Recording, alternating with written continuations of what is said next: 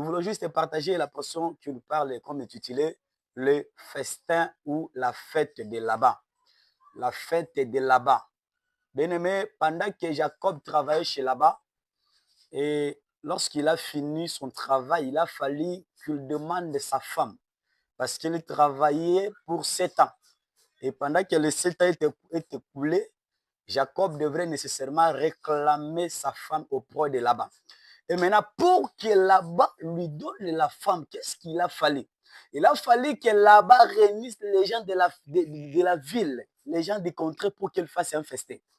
Et le but de ces fêtes, c'est quoi? Le but de ces fêtes était que non, Laban puisse prendre la femme et puis l'introduire chez l'homme. Que le Seigneur nous bénisse. Ça, c'est, nous voyons la croisade de l'époux ou la fête de l'époux et l'épouse. Donc, l'époux, il est en train d'attendre sa femme qui est son épouse, qui est aujourd'hui de type d'église. Et nous voulons dire ceci. Là-bas qui organise la fête, selon Jean chapitre 4, là-bas c'est le Père. Là-bas c'est le Père. Oh, le Père, selon Jean, c'est le Père, c'est Dieu. Le Dieu, c'est un esprit. Voilà pourquoi la Bible nous confirme que l'organisateur de la fête, c'est le Saint-Esprit. Celui qui organise aujourd'hui la fête, c'est le Saint-Esprit. Le but de son organisation de la fête, c'est juste pour prendre la femme et l'introduire ou le donner à l'homme. Oh, aujourd'hui, si nous réunissons dans des églises, c'est pour nous préparer à la fête de la rencontre de l'époux dans les ailes. Parce que dans les ailes, il y aura la fête. Il y aura la fête, la fête c'était de l'homme qui est l'époux va attendre l'arrivée de son épouse. Que le Seigneur nous bénisse. Et vous allez remarquer qu'est-ce que Jacob a fait. Après avoir demandé, là-bas, après avoir organisé la fête, au temps du soir, là aussi nous devons parler, parce que c'est le temps du soir, le salut est venu au temps du soir. Oh, le temps du matin, c'était le temps des prophètes. Le temps du matin, il n'y avait pas le salut. Voilà pourquoi Moïse, lorsqu'il est venu dans le temps du matin, il ne pouvait pas donner la vie. Et Jésus devrait venir nécessairement au temps du soir pour donner la vie. Voilà pourquoi vous allez remarquer, pendant la mort de Jésus, il a fallu que les ténèbres entrent où il devrait nécessairement attendre le temps du soir. Et même si nous allons plus louer l'offrande d'Élie, pendant que Élie avait organisé son offrande et le prophète de Baal pouvait se sacrifier au temps du matin. Tandis que le temps du soir, c'est le temps où Élie devrait nécessairement faire son hôtel, bâtir son hôtel pour que son offrande soit agréée. Que le Seigneur nous bénisse. Et là-bas, après avoir organisé la fête, il va prendre la femme par la main. Par les mains, allais-je dire. Il devrait prendre la femme par les mains pour l'introduire chez l'homme. Or, aujourd'hui, il y a le mec qui fait l'œuvre de préparer la femme. Oh, si vous refusez, je peux même appeler notre sœur Esther. Oui, pendant qu'Esther était là, il était sous les surveillances de Gué. Et Gué était là pour préparer Esther. Pourquoi? Il devrait nécessairement lui préparer, lui montrer quels sont les produits donc elle va utiliser, comment elle doit se comporter, comment elle doit marcher devant le roi. Voilà pourquoi vous allez remarquer qu'il y avait beaucoup de femmes, alors que cependant, rien que Esther qui va trouver les grâces. Que le Seigneur nous bénisse. Oh, aujourd'hui, le mec qui fait l'œuvre de préparer la femme, c'est ça, Éphésiens chapitre 4, le verset 11. Pourquoi dans le livre d'Éphésiens chapitre 4, le verset 11, la Bible dit, Dieu a donné les uns comme apôtres, aux autres comme évangélistes, aux autres comme pasteurs, aux autres comme prophètes et aux autres comme docteurs. C'est ça les mains. Oh, dans les mains, on voit les 5 doigts. Les 5 doigts, c'est ça la victoire. Pourquoi? Parce qu'avant que David aille combattre Goliath, il lui a fallu aller d'abord ramasser les 5 pierres. Que le Seigneur nous bénisse.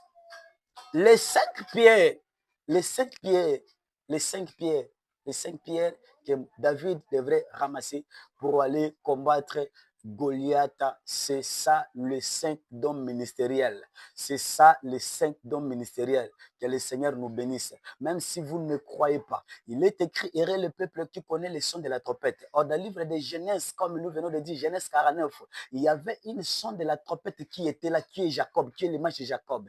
Pendant que Jacob rassemblait ses enfants, c'est ça le livre de Nombres, chapitre 10, le verset 10. Pourquoi là-bas la Bible dit, lorsque Israël capait, il a fallu qu'il puisse avoir les deux trompettes qui les servaient de pouvoir se rassembler.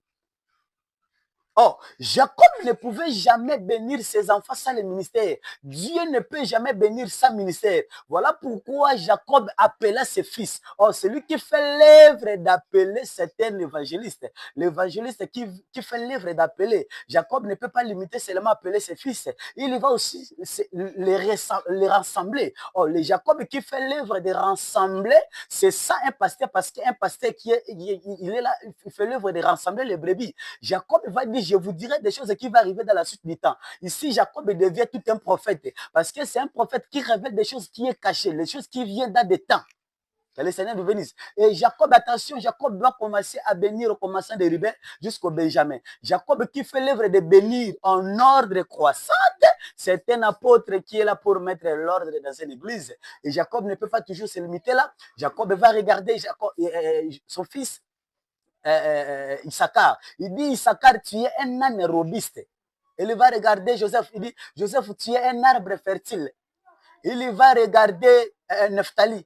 Il va dire, Nephtali, tu es un biche. Que le Seigneur nous bénisse. Tout ça, Jacob devient tout un docteur qui fait l'œuvre de faire asseoir ses enfants, qui fait l'œuvre d'asseoir le brebis. Que le Seigneur nous bénisse. C'est ça, Jacob, qui va là-bas, qui va prendre la femme par la main pour l'introduire chez l'homme. C'est ça, Éphésiens chapitre 4, le verset 11. Mais attention, qu'est-ce qui fait en ce que Léa puisse entrer en premier? Parce que le mariage n'était pas vraiment pour Léa. Jacob travaillait pour Rachel. Mais qu'est-ce qui a fait? Oh, ce qui a fait ce que Léa puisse entrer en premier, c'est le chiffre 1. Parce que Léa, c'est le premier-né. Or, dans le livre de Genèse, chapitre 1er, la Bible dit, dans la création, là-bas, vous allez remarquer, Dieu créa premièrement la lumière. Or, ici, nous comprenons que ce qui a fait en ce que nos Léa poussent entrer au mariage, c'est le chiffre 1 qui a la lumière. Nous remarquons que non, en Léa, il y avait la lumière. Et même si vous ne me croyez pas, même si je peux appeler mon frère qui se trouve dans le livre de Matthieu, chapitre 25, on commence juste en verset 1er. Là aussi, vous allez remarquer, il y avait 10 femmes qui étaient là, qui attendaient l'arrivée de Marie. Ils attendaient l'arrivée de leur mari. Et qu'est-ce qui s'est passé? Il y avait les 5 qui ont été sages, les 5 qui ont été folles. Tandis que ceux qui ont été sages ont pris les lapes ainsi que l'huile. Tandis que les folles ont pris que les lapes, mais n'ont pas pris d'huile. Et le Seigneur nous bénisse. Ici, nous comprenons les 5 femmes sages qui ont pris l'huile ainsi que la lampe, c'est ça Léa. Parce que Léa, ce qui a fait ce que Léa entre dans les mariages, c'est le chiffre 1. Le chiffre 1 qui est la lumière au commencement, aux créations. Tandis que les 5 femmes sages ici, et aussi à cause de lumière. À cause de lumière. Que le Seigneur nous bénisse. Que le Seigneur nous bénisse. Voilà, c'est toujours votre frère Jonas Endinga.